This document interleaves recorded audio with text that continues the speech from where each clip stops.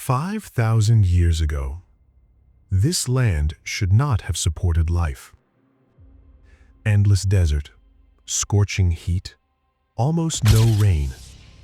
Nothing about this place suggested power. Nothing suggested survival. And yet, one of the greatest civilizations in human history was born here, not because of kings, not because of armies, but because of a river. Every year, something strange happened. When the land was at its driest, when the heat was unbearable, when crops should have failed, the river began to rise. Slowly, silently, it spilled over its banks, covered the fields, and then, just as calmly, it returned to where it came from. No storms, no destruction, no chaos, just water, arriving exactly when it was needed. For the people living beside it, this wasn't just unusual, it was miraculous. They didn't know where the water came from. They didn't know why it arrived on time. They only knew one thing: their lives depended on it. This river was called the Nile River.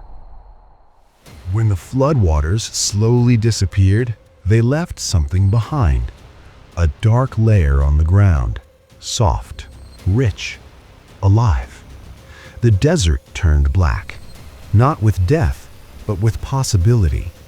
This soil was filled with nutrients carried from faraway lands, perfect for growing food.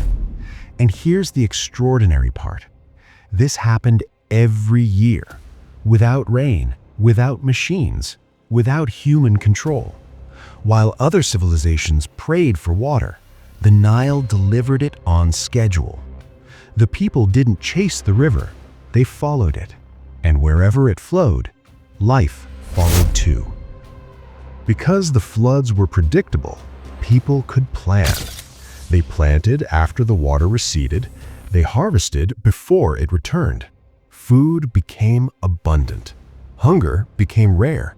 And for the first time, humans had something precious: free time. Time to build, time to think, time to create. Villages became towns, towns became cities. Boats traveled the river, carrying grain, stone, and ideas. The river didn't just feed people, it connected them. What began as survival slowly turned into civilization. To the people of ancient Egypt, this wasn't just water, it was divine. They believed the river was a god, a living force that chose to give life. They named it, they honored it, they built their beliefs around it. When the floods were strong, the gods were pleased. When the floods were weak, the gods were angry. Pharaohs ruled the land, but even they could not control the river, because in truth, humans didn't own the Nile. They belonged to it.